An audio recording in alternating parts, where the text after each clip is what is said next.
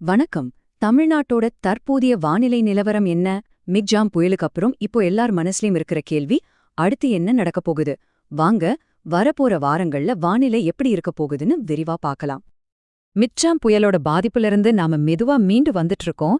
இந்த நேரத்துல நம்ம எல்லாருக்குமே மனசுல ஓடிட்டு இருக்கிற ஒரே கேள்வி இதுதான். டிசம்பர் மாசத்துல மறுபடியும் ஒரு புயலை நாம சந்திக்க போறோமா?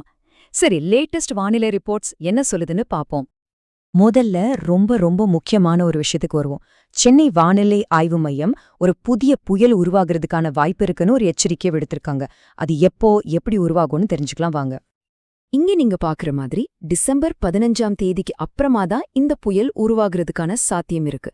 அதனால இந்த மாசத்தோட 2வது பாதியில நாம ரொம்பவும் கவனமா, அதே சமயம் தயாரா இருக்க வேண்டியது அவசியம். இப்போ இந்த டைம்லைனை கொஞ்சம் பாருங்களேன். ஒரு தெளிவான வரிசை தெரியுது. இப்போதைக்கு சில மாவட்டங்கள்ல மிதமான மழை தொடர்ந்து பெய்யுது.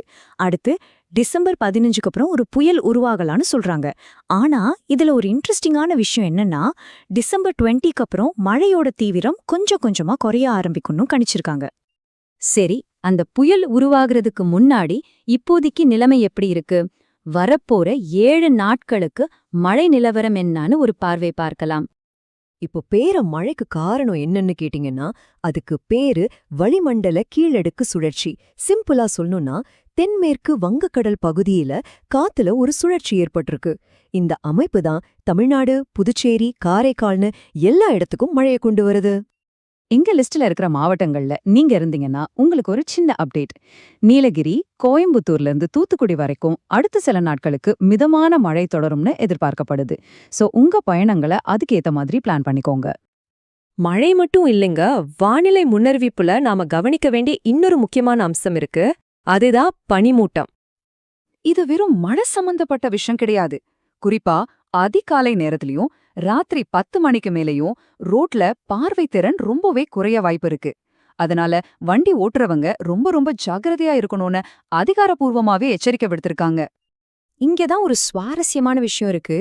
பனிமூட்டம் அதிகமாகிறதுனால மழை குறைய போகுதாம். அது எப்படின்னா, தரைக்கு பக்கத்துல இருக்கிற குளிர்காத்து மழை மேகங்கள் உருவாகிறத கொஞ்சம் மெதுவாக்கும். இதனாலதான் டிசம்பர் 20க்கு அப்புறம் மழை குறையும்னு எதிர்பார்க்கறாங்க. ஓகே, மத்த மாவட்டங்களை பத்தி பார்த்தாச்சு. இப்போ நம்ம தலைநகர் சென்னையோட நிலைமை என்ன?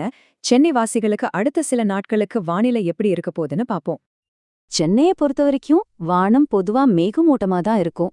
ஆனா திடீர்னு இடியோட ஒரு கனமழை வரவும் வாய்ப்பு இருக்கு. சோ ஜாக்கிரதை. வெப்பநிலை குறைந்தபட்சம் 23 டிகிரியும் அதிகபட்சம் 30 டிகிரி செல்சியஸும் இருக்கும்.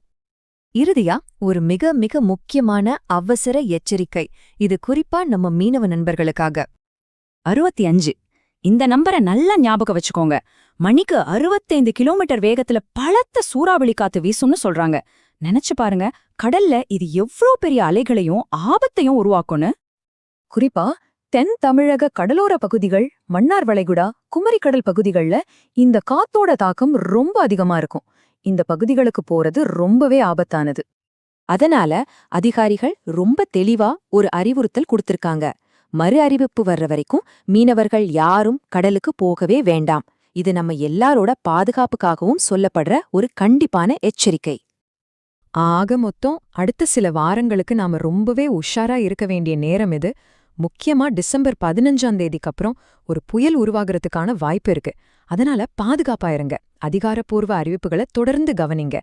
சரி, வரப்போற இந்த வானிலை மாற்றங்களை சந்திக்க நீங்க தயாரா இருக்கீங்களா?